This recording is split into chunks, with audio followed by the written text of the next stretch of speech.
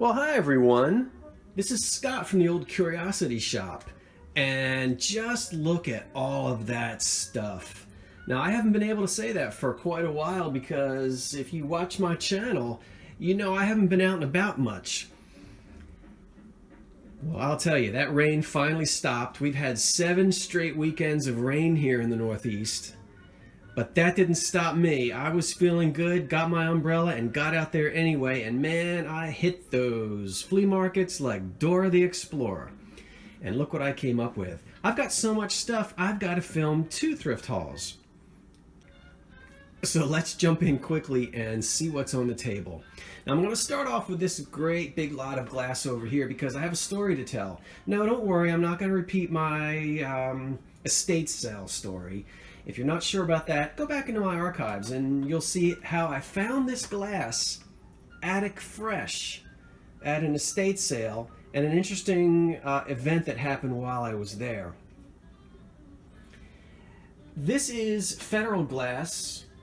The pattern is called Normandy, and it was made between 1933 or from 1933 to about 1939. Now this is not carnival glass, so quit calling it that.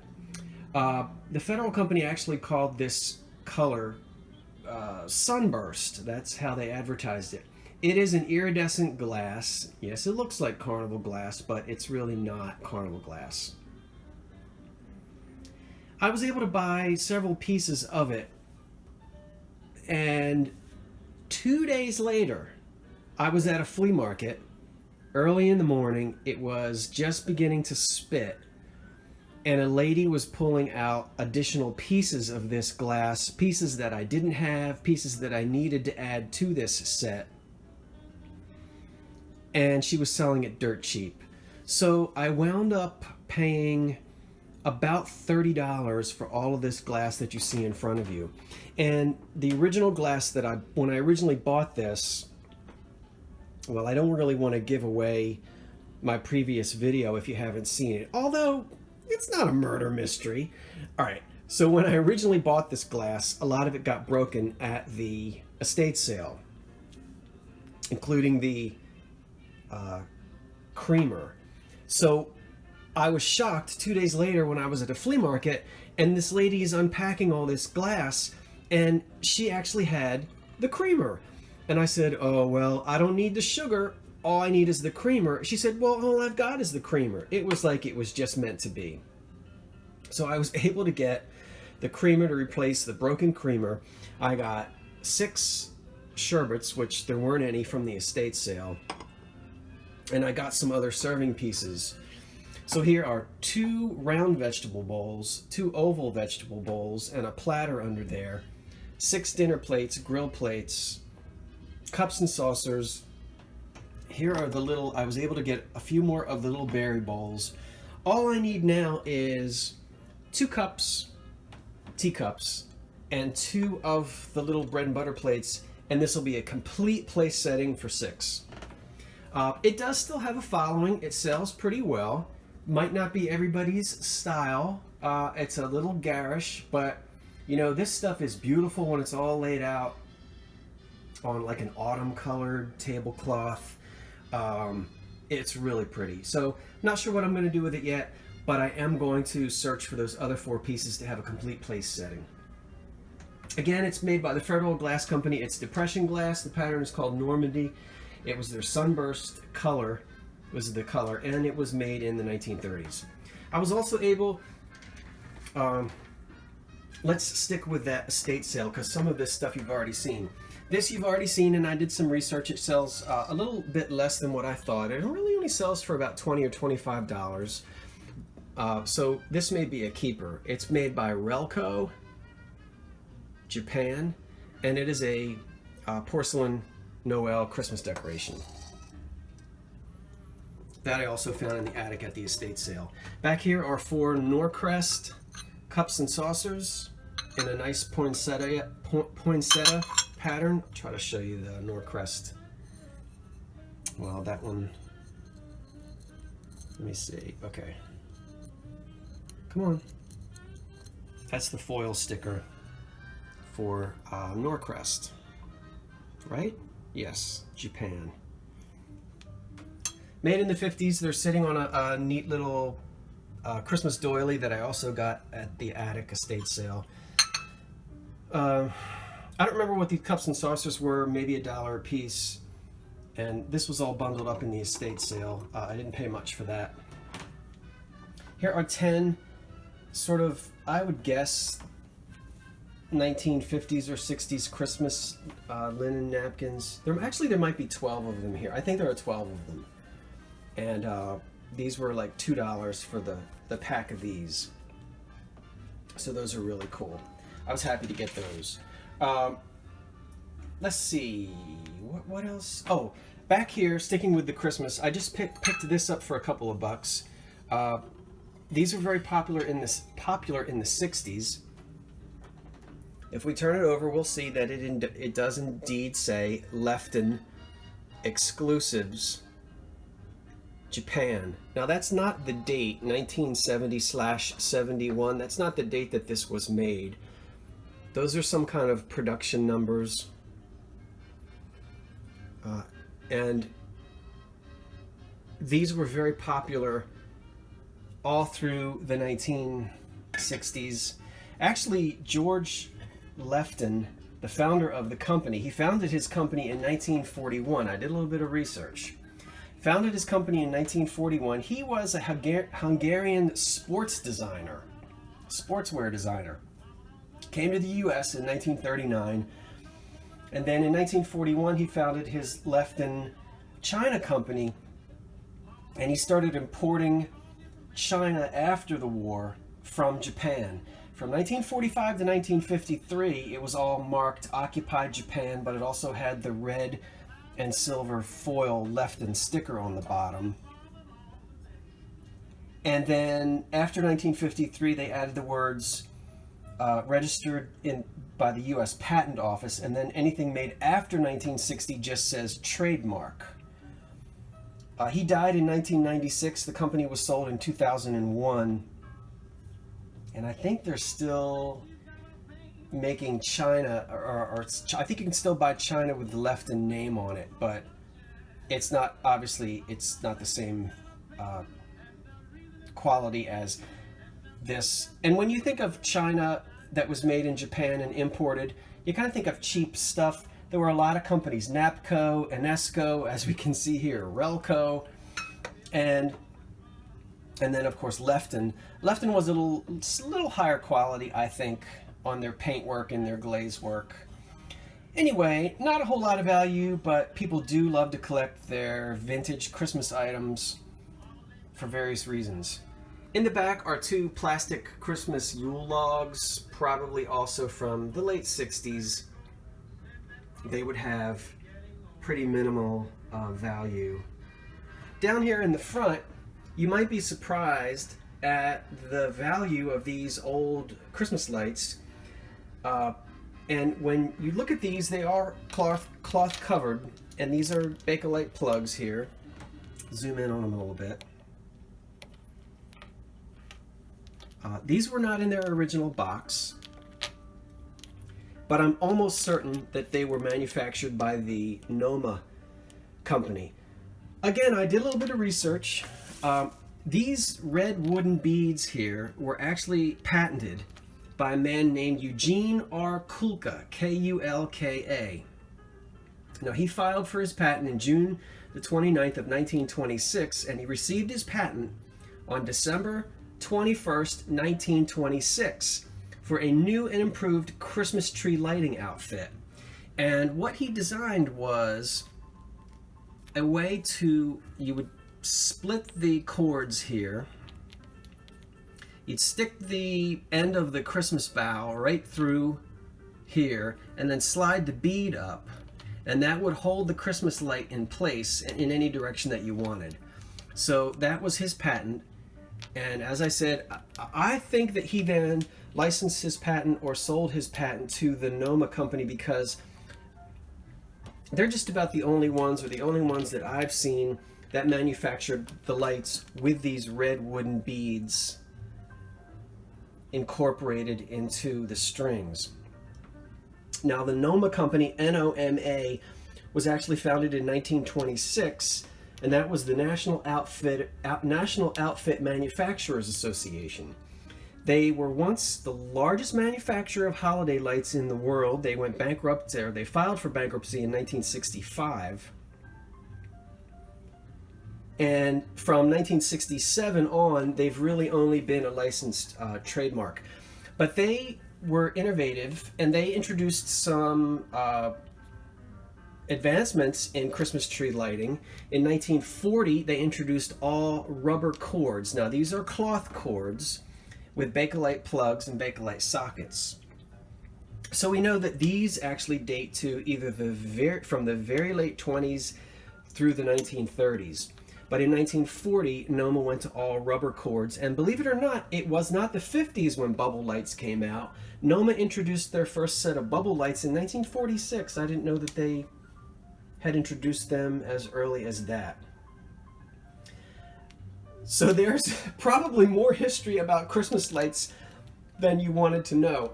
What am I going to do with these? Now, some of you are saying, oh, don't use them. Well, these cloth cords are in excellent, excellent shape. They're not frayed. They're not coming apart. I've gone all through these. I'm going to be keeping these and using these at Christmas time with my father's old train layout as part of the Christmas light decorations. I wouldn't advise using these on a tree simply because these old light bulbs do heat up.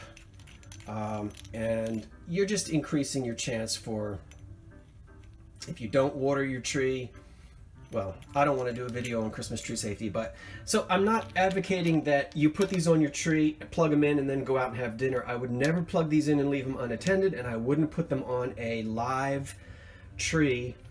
But as I said, they're perfectly safe to use, as I plan on using them next Christmas around my dad's old Lionel train set.